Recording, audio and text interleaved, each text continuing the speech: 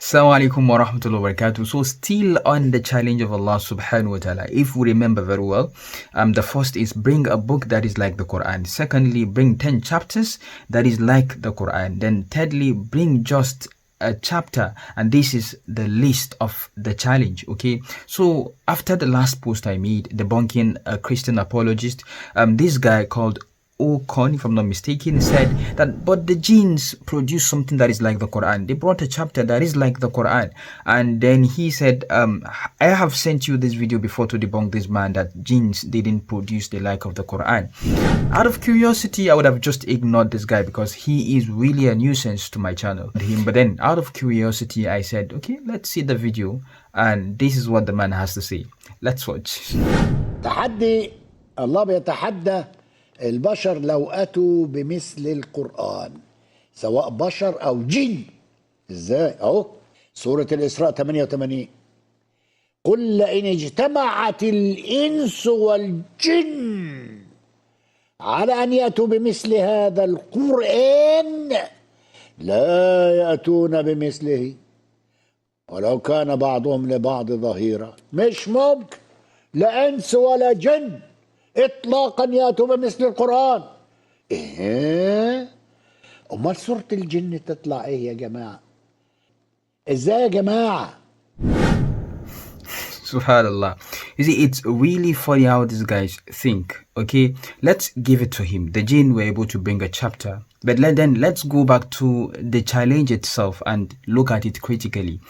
Like I said, it is 3 challenges. Then the first, that's what this man is talking about. And this is where Allah subhanahu wa ta'ala mentioned the jinn. Okay, the verse states, say, if mankind and the jinn gathered in order to produce the like of this Quran. In other words, something that is like the Quran, a book that is like the Quran. The Quran has 114 chapters. So produce something that is like the Quran, having the same chapters or close to 114 chapters, at least 50 chapters, that is like the Quran, then you have a case.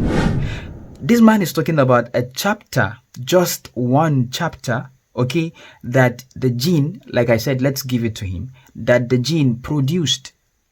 This is not meeting the challenge. Subhanallah. Okay, someone might say, okay, what about the verse that said, وَإِن كُنْتُمْ فِي رَيْبٍ مِّمَّا نَزَّلْنَا عَلَىٰ عَبْدِنَا فَأْتُوا بِسُورَةٍ.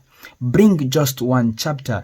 Remember, in this first challenge that this man mentioned, that's where the jinn were given the opportunity to bring something that is like the Quran, not a chapter that is like the Quran or 10 chapters that is like the Quran. Regarding the list of the challenge, Allah subhanahu wa ta'ala is referring strictly to the disbelievers. The disbelievers strictly. And this is why Allah subhanahu wa ta'ala is talking to them. وَإِن كُنْتُمْ فِي رَيْبٍ مِّمَّا نَزَّلْنَا عَلَىٰ عَبْدِنَا. If they are in doubt regarding that which we have revealed to our servant, فَأْتِي بِصُورَةٍ. Then bring forth a chapter. This is what Allah subhanahu wa ta'ala said, talking to the disbelievers, okay? And the jinns were not mentioned here. The jinns were not given this opportunity. They have their own shot. In other words, they can bring what is like the Quran, a book that is like the Quran.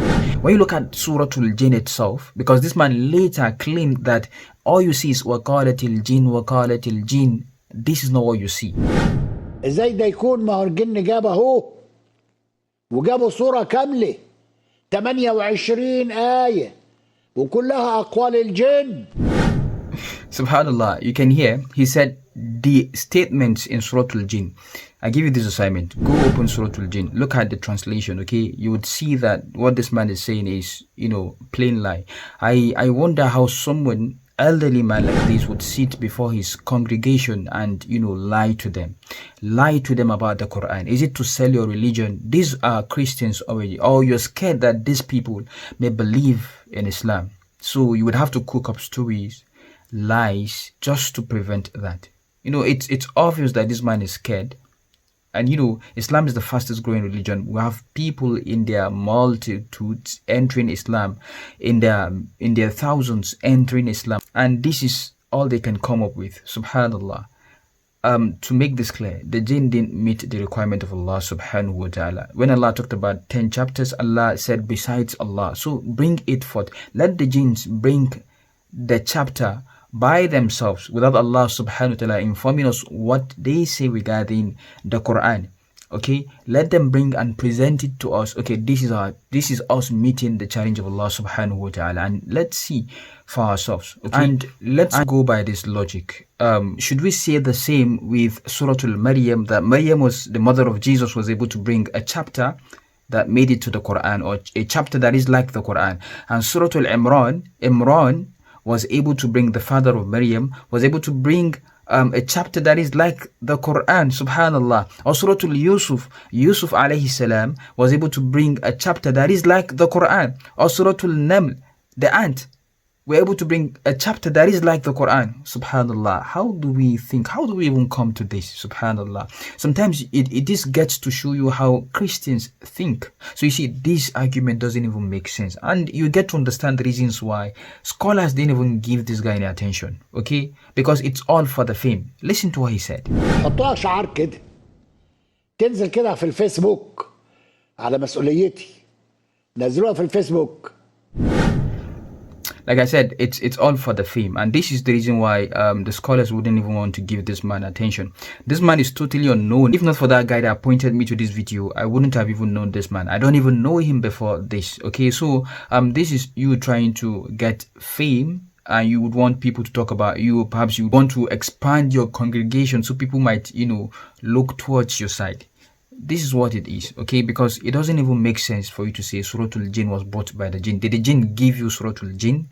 This is named Surah Al-Jinn because of the event that happened. There's a reason why a chapter is named the way it is named.